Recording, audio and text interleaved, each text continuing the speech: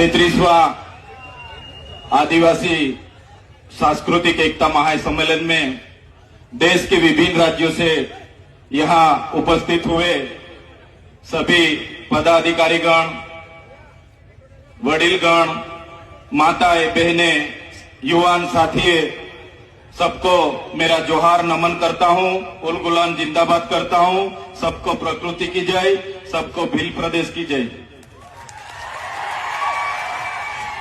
इस मंच से हमारे पहले जो भी वक्ता आए हैं उन्होंने बहुत अच्छी अपनी बात रखी है। ज्यादा बात मैं नहीं रखूंगा। काफी सारे एमएलएस बैठे हैं, हमारे साथी मित्र राजकुमार जी बैठे हैं, तो उनको भी हमको सुनना है, तो ज्यादा बात मैं नहीं रखूंगा।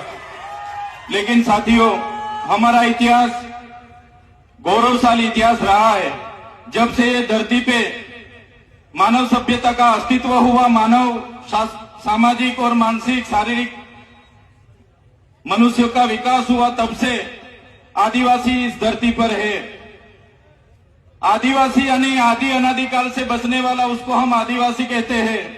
तो इस मंच से मैं कहना चाहता हूं, आज आदिवासी को अलग अलग नाम से पुकारा जाता है, आदिवासी के नाम से अलग अलग योजना बनाई जाती है।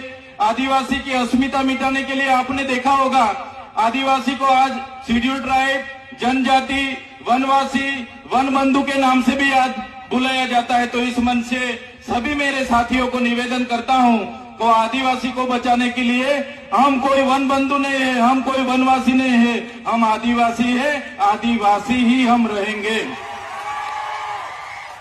साथियों, आदिवासी का इतिहास डॉक्टर जीतू भाई ने बताया कि 23,000 साल से यहाँ आदिवासी रह रहा है। आदिवासी का स्वभाव सरल था, संवेदनशील थे। आदिवासी प्राकृतिक पूजक थे, प्राकृतिक मूल्यों को जतन करते थे, सामूहिक भावना साथ में रखते थे, सहकारी भावना रहती थी। और हमारी संस्कृति, हमारी परंपरा, हमारी विधि, जो भी हमारी मरण विधि है, लग्न विधि है, हमारी जन्म की विधि है, सभी हमारे आदिवासी की अलग है। हम प्रकृति के साथ में रहने वाले लोग हैं, हम धर्मपूर्वी हमारी संस्कृति में मानने वाले लोग हैं। तो आपने देखा होगा, आगे की वक्ताओं ने बताया कि जब भी इस देश में नए नए धर्म आए, वो चाहे हिंदू हो, मुस्लिम हो, सिख हो, ईसाई हो, बौद्ध हो, जैन हो, सभी धर्म आदिवासी के बाद इस धरती पर आए हैं। और हिंदू जैसे धर्म ने तो हमारे समाज में, आपको पता होगा कि वर्ण व्यवस्था प्रथा रखी थी कि भाई पहले ब्राह्मण होगा, बाद में क्षत्रिय होगा, वैश्य होगा, और शूद्र में हमारे लोगों को माना जाता था। हमारे आदिवासियों को 5,000 सालों से हमारी गिनती शूद्र में होती थी। हमको शिक्षा लेने का अधिकार नहीं था, हमको कहीं भी जाने का अधिकार नहीं था। बाद में आपने देखा होगा, इसी हालत में भी देश के आजादी में हमारे कई सारे स्वतंत्र सेनानी लड़े, हमारे क्रांतिकारी लड़े, हमारे पूर्वज लड़े। वो चाहे बिरसा मुंडा जी हो, वो चाहे खाच्या नायक हो, वो चाहे टट्या नायक हो, वो चाहे तिलका माझी हो, झलकारी बाई हो, सभी आज हमारे पूर्वजों को ये मन से मैं याद करता हूं। और साथ ही साथ में गोरू गोविंद जी हो, या दलवाड़ा की क्रांति हो, या रूप सिंह नायक हो, सभी का एक सपना था कि जब भी आदिवासी को स्वतंत्रता मिले तो आदिवासी स्वावलंबित होना चाहिए, आदिवासी स्वतंत्र होना चाहिए और आदिवासी का जीवन शोषण मुक्त होना चाहिए। लेकिन देश की आजादी के बाद भी जो सभ्य संस्कृति के लोग जो शासन में आए, जब भी अपने समाज को जो सुसंस्कृत मानने वाले लोग आज देश के शासन में आए, देश में संविधान लागू हुआ। संविधान का आमुख कहता है कि ये देश का संविधान, हम भारत के लोग ये देश के संविधान के तहत हमारे देश के लोगों को हम समानता, स्वतंत्रता और बंधुता देते हैं। लेकिन आज भी आदिवासी को समानता नहीं मिली, आज भी आदिवासी को स्वतंत्रता नहीं मिली, आज भी आदिवासी को दूसरी कास्ट में बंधुता नहीं मिली। इसलिए हम कहना चाहते हैं, हम कई सारे कार्यक्रम करते हैं और कई सारे मंच पर भी हमारी व्यक्तिगत बात हम रखते आ रहे हैं। आज भी हम इस मंच से रखेंगे। जब तक आदिवासी को स्वायत्त राज नहीं मिलेगा, आदिवासी का अपना स्वतंत्र राज नहीं होगा, तब तक ये सरकारों में आदिवासियों का विकास होने वाला नहीं है। हमको तीनों और चारों राज्यों, वो चाहे मध्य प्रदेश हो, महाराष्ट्र हो, गुजरात हो, राजस्थान हो, सभी नेतागण यहाँ बैठे हैं, सभी बुद्धिजीवी लोग यहाँ बैठे, कर्मचारी गण यहाँ बैठे। मैं मेरी व्यक्तिगत तौर पे से एक बात रखना चाहता हूँ, हमको आने वाले दिनों में हमारा जो भील प्रदेश था उसको लेने के लिए हमें आवाज उठाना पड़ेगा। हमको भील प्रदेश मांगना पड़ेगा इस सरकार पे। देश का 29वां राज्य हमारा भील प्रदेश होना चाहिए और हमारा भील प्रदेश जब बनेगा तभी हमारा आदिवासी स्वायत्त राज्य में अपना विकास कर पाएगा। ये हम व्यक्तिगत सोच रहे साथियों। आपने देखा होगा देश के आजादी के बाद हमारे पूरे देश में 8% आदिवासी है।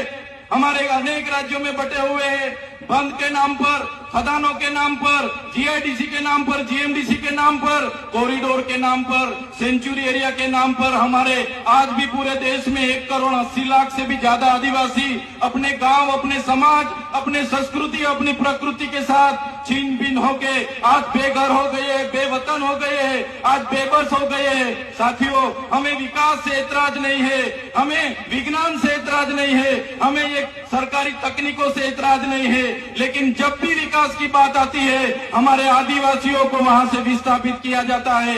वो चाहे बांध हो, खनिज हो, जीएमडीसी हो, जीआईडीसी हो, कुछ भी प्रोजेक्ट नहीं आते हमारे आदिवासी को टारगेट किया जाता है। और हम जब भी सरकार के खिलाफ आदिवासियों के लिए आवाज उठाते हैं तो ये सत्ता में बैठे हुए लोग पुलिस का दुरुपयोग करके, उनके सत्ता का दुरुपयोग करके हमारे जैसे युवाओं को दबाने के लिए जेलों में डालते हैं।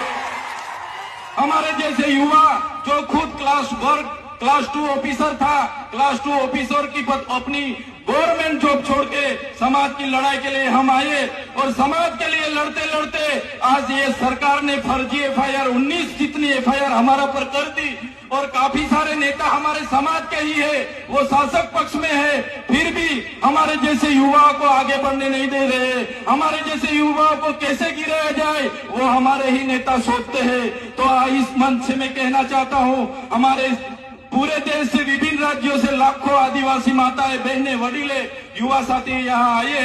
आने वाले दिनों में हमको आदिवासी की अस्मिता बचाने के लिए चिंतन करना होगा। हमारे लोगों की शिक्षा की चिंतन करना होगा। हमारा लोगों के जो जड़ जंगल जमीन के अधिकार छीने जा रहे उनका चिंतन मनन करना होगा। आज तक हमारा संवैधानिक अधिकार लागू नहीं हुआ, वो चाहे अनुसूची 5 हो, वो चाहे पैसा एक्ट हो, वो चाहे टोटल डबल ए की बात हो। आज भी आदिवासी की ग्राम सभा की सत्ता नहीं मिली, आज भी रूढ़िगत ग्राम सभा का परवानगी नहीं लिया जा रहा है। ये सभी बातों को आज के इस मंच से हमको सबको चिंतन मनन करना पड़ेगा। और सभी साथी यहाँ पे आए तो ये आदरणीय मंच से जो भी बात रखते हैं उसको लेके हमारा हर संदेशा, हर उपदेश हर एक गांव में पहुंचना चाहिए। यही बात मैं रखूंगा। समय ज्यादा नहीं है, काफी सारे वक्ता है, लेकिन ये मंच से इतना जरूर कहूंगा कि हम व्यक्तिगत तौर पे मानते हैं सरकारें आएगी जाएगी, पार्टियां बनेगी बिखरेगी, संगठनें बनेंगे बिखरेंगे, हम सभी लोग धर्म संप्रदाय में कहीं भी बटे हुए हैं, तो आदिवासी को पहले आदिवासी के तौर पर एक होना पड़ेगा, तभी अपने आदिवासियों का विकास होगा। यही बात रख के सबका धन्यवाद करता हूं, सबको जोहार करता हूं और आखिरी में जय भील प्रदेश के नारे से मेरा वक्तव्य पूरा करता हूं। जय भील प्रदेश। धन्यवाद।